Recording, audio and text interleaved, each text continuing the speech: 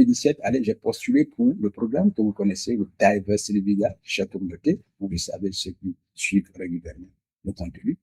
Et c'est là que j'ai dit, OK, puisque c'est un rêve que j'ai nourri depuis la case primaire,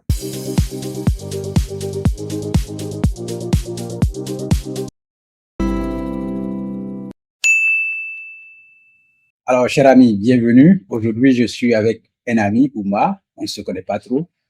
Vous vous souvenez quand je fais une première interview avec Ouma, qui est l'auteur du livre Aimant à opportunité. Effectivement, Ouma et moi, on a découvert que nos histoires se ressemblent bien sûr. On a tous été en Occident, nous sommes rentrés au pays et beaucoup de choses tournent autour de cette histoire. Oui, parce que quand vous y arrivez, il y a une autre chose que vous apprenez certainement où vous ne vous attendez pas. Sûr, c'est clair. Nos chemins qui se rencontrent aujourd'hui, alors on a décidé avec nos expériences déjà du retour au pays, comment partager avec vous ce que nous avons appris. Si peut-être ça pourrait vous intéresser. Donc, restez jusqu'à la fin et n'oubliez pas de nous faire aussi des suggestions, vos commentaires, vos questions dessus. On serait très heureux d'apprendre aussi de vous. On a tous des histoires. Il n'y a pas de meilleure histoire. Il n'y a pas ici qui est héros ou qui est vaincu, mais c'est un partage d'expérience parce que nous sommes une communauté. Allez, cher Ouma, bonsoir. Je suis très heureux de te voir aujourd'hui. Bonsoir Serge, c'est un plaisir également de faire partie de cet échange et je pense que ça sera très édifiant pour chacun. OK. Oui, merci, cher ami. Je suis encore, comme je vais le dire, très heureux de te recevoir aujourd'hui sur la chaîne Amani. Alors, Ouma, nous deux, nous avions été en Occident. Alors, on va parler d'abord de notre départ.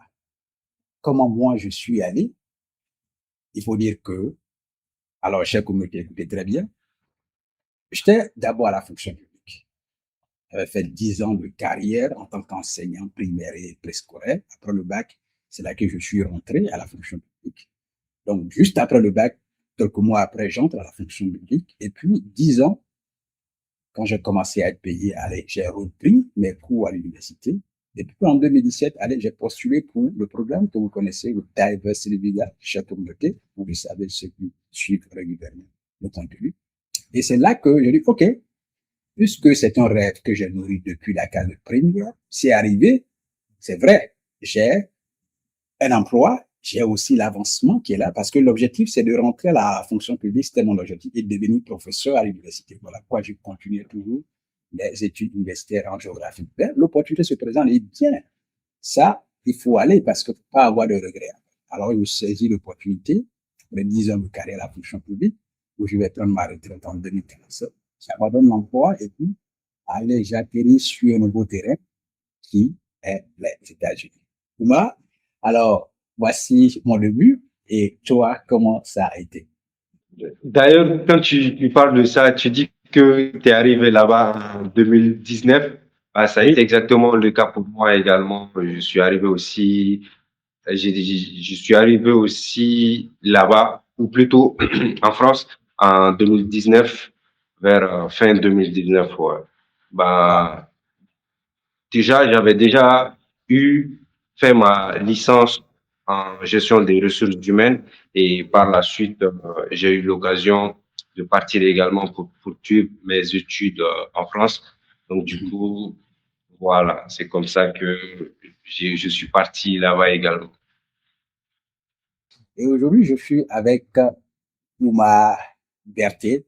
Vous vous souvenez, avec lui, on avait déjà eu une interview ici. C'est l'auteur du livre Aimant à opportunité que vous pouvez toujours commander avec lui. On va laisser déjà son numéro sur la chaîne et vous pourrez l'appeler pour commander le livre qui est très intéressant pour vous qui voulez vraiment obtenir de l'emploi. Il a une nouvelle stratégie qui va vous aider à obtenir vraiment, saisir votre opportunité parce que c'est une opportunité, c'est une stratégie, une méthode nouvelle qui n'est pas forcément qu'on connaît écrire les CV et tout ça. Voilà. OK, OK. Maintenant, on va toujours avec des rêves quelque part, n'est-ce pas? On va toujours avec des rêves. Chez quelque part, on a des objectifs, n'est-ce pas? D'abord, c'est un rêve qui s'accomplit.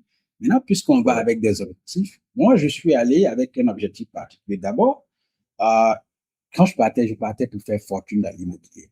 Voilà. Donc, Je me suis dit, OK, j'arrive, je commence à étudier ce domaine-là, me performer, et puis allez, s'il y a l'opportunité de l'argent investi en masse, allez, je le fais. Donc, voici déjà l'objectif quand j'y allais. Et toi? Ok, d'accord. Donc, du coup, juste, même avant de partir, tu savais déjà dans quel secteur tu voulais te lancer et c'était clair dans ta tête, c'était l'immobilier, c'était ça ou rien. Oui, c'était l'immobilier. Ok. Et pourquoi l'immobilier? Ouais, l'immobilier parce que j'adore en fait l'architecture. C'est pas que moi je veux devenir architecte, mais quand je vois la construction d'une maison comme ça, je suis émerveillé en fait. Ça, c'est tellement beau à voir que de voir pas nos maisons ici, hein, parce que nos maisons, quand tu regardes ici en Afrique, il y a pas d'esthétique, hein, pas d'esthétique. Juste, les gens font pour que les gens aient des loyers pour vivre. Mais j'ai regardé l'architecture là-bas, comment les gens construisent, c'est différent Ah, totalement. Donc, ça me fascine en fait. Voilà. ok, ok, d'accord, ok, d'accord. Donc, si je comprends bien, en fait, tu aimes tout ce qui est beau, tout ce qui est design, c'est pour ça. Évidemment, je t'assure. Ok, d'accord, super.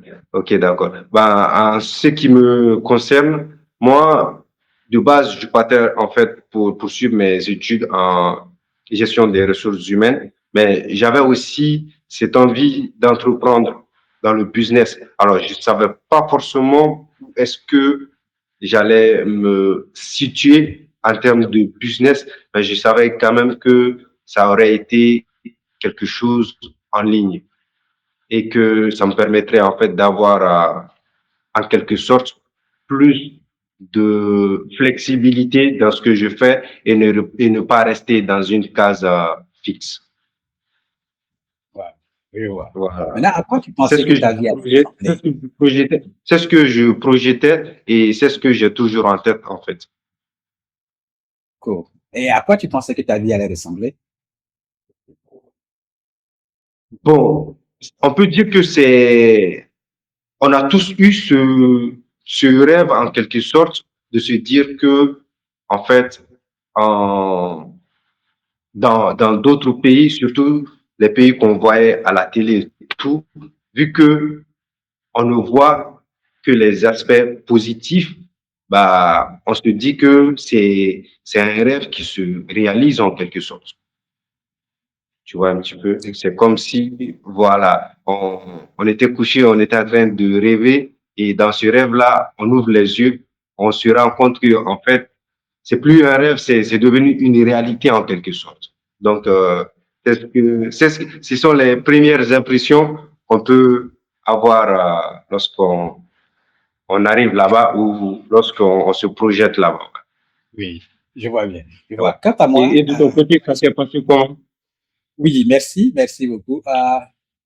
En fait, avant de partir, j'avais deux images en tête. Parce que moi, Ok. déjà, dans mon enfance, j'ai connu cette souffrance-là. Voilà, où on dit la vie est dure, dure. J'ai connu ça, je suis un peu, et je suis fier de ça. Voilà, je suis fier, moi, tout le temps quand la vie est difficile. Parce que c'est dans ça que je suis né et c'est dans ça que j'ai grandi.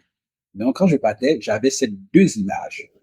C'est vrai, je savais que, OK, c'est un pays économiquement très fort, mais aussi j'avais cette autre image, plus que je sais que la réalité pouvait être très différente et que je partais encore affronter une autre étape qui n'allait pas être facile. Ça, je savais. Voilà. Donc, déjà, mentalement, j'étais préparé, je savais que ce ne serait pas facile. Voilà. Parce que déjà, tu quittes un emploi où toi-même tu es salarié. Et raison, quand je suis arrivé, ça m'a donné raison parce que le premier emploi que j'ai occupé, c'était dans le ramassage d'ordures. Un ami m'a posé la question, est-ce que tu regrettes d'avoir quitté ton pays? Pas du tout. Donc, c'est pour dire que déjà, ce côté difficile dont j'avais pensé, c'est réalisé effectivement. Jusqu'à ce que, bon, puisque nous sommes dans l'échange, ça peut venir après, jusqu'à ce que la santé même arrive à quand même. Donc, voici un peu, j'avais ces deux images. Souffrance, bonheur, j'avais ces deux images. Voilà. Et aujourd'hui, je suis avec Oumar Berthet. Vous vous souvenez, avec lui, on avait déjà eu une interview ici. C'est l'auteur du livre Aimant à opportunité que vous pouvez toujours commander avec lui. On va laisser déjà son numéro sur la chaîne et vous pourrez l'appeler pour commander le livre qui est très intéressant pour vous qui voulez vraiment obtenir de l'emploi. Il a une nouvelle stratégie qui va vous aider à obtenir vraiment, saisir votre opportunité parce que c'est une opportunité, c'est une stratégie, une méthode nouvelle qui n'est pas forcément qu'on connaît écrire les CV et tout ça. Voilà. Mais c'était quoi? Ok, d'accord. On pourrait dire que, ouais, on Oui, pourrait dire que toi, tu avais en quelque sorte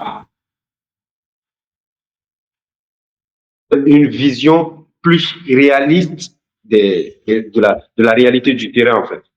oui, la réalité dirait, parce que j'étais un produit, je suis un produit de Ouais. la souffrance. Et je sais que partout où je passe, il y a la souffrance. Donc, déjà, je suis mu mentalement que, OK, ça ne serait pas facile parce que déjà, j'ai vécu la souffrance moi et je suis fier de ça. Voilà. Donc, déjà, j'avais une image plus souffrance, tu vas souffrir, ça peut mal se passer. Donc, j'avais toujours cette image-là. J'étais toujours du côté difficile. Voilà. C'est vrai que les deux côtés, je me dis que positif, difficile, mais j'étais toujours penché du côté difficile. Je savais que ce serait difficile. Ok, d'accord. Alors, pour toi, c'était ton rêve ou bien c'était le rêve de quelqu'un d'autre? Le fait de partir en Occident, Oui, le fait d'aller en Occident. bah, en quelque sorte, c'est comme si je le savais déjà, en fait, que j'allais y aller parce que même quand on me demandait après l'université, tu vas faire quoi et tout, bah, c'est comme si quelque chose me disait que voilà, c'est là-bas que je vais aller et c'est là-bas que ça va se passer, en fait. Donc, j'avais Mhm. déjà ça en tête. Je savais pas forcément comment est-ce que ça allait se passer ni quand est-ce que ça allait se passer, mais je savais que j'allais partir là-bas et faire des trucs, en fait. Donc, voilà, j'avais déjà ça en tête. OK. Je sais pas si c'est pareil pour ton cas également. Ah oui, oui, c'était mon rêve personnel, puisque moi-même, quand je suis Ok. arrivé, c'est 2 ans après que mes parents ont su que je n'étais pas encore. Voilà. Donc, Comment ça? non, moi, je fais mes choses sans dire, je suis pas vraiment ouvert. En fait. Quand je veux faire quelque chose, je fais.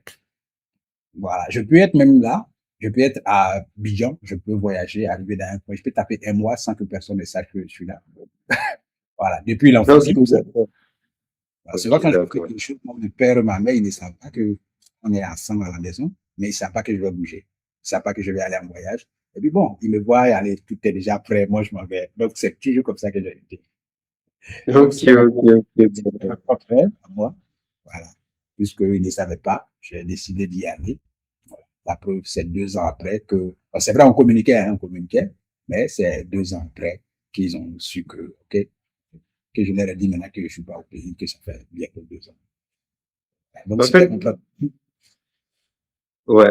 Tu as toujours vécu comme ça où il s'est passé des trucs qui ont fait que tu as eu ce type d'approche. Non, j'ai toujours vu, parce que quand même j'étais élève, c'était comme ça, c'était ma façon de fonctionner.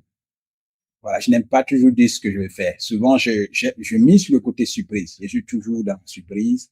Voilà, même à l'heure du téléphone actuellement, si je vais aller aujourd'hui au village, je ne dis pas ça à mes parents. Ils vont voir le soir, ils sont là. Et puis bon, moi, ils me voient, ils sont. Alors qu'il y a téléphone, je pourrais venir appeler, puis j'arrive, mais je ne le fais pas. C'est toujours été comme ça. Ouais. Ok, d'accord.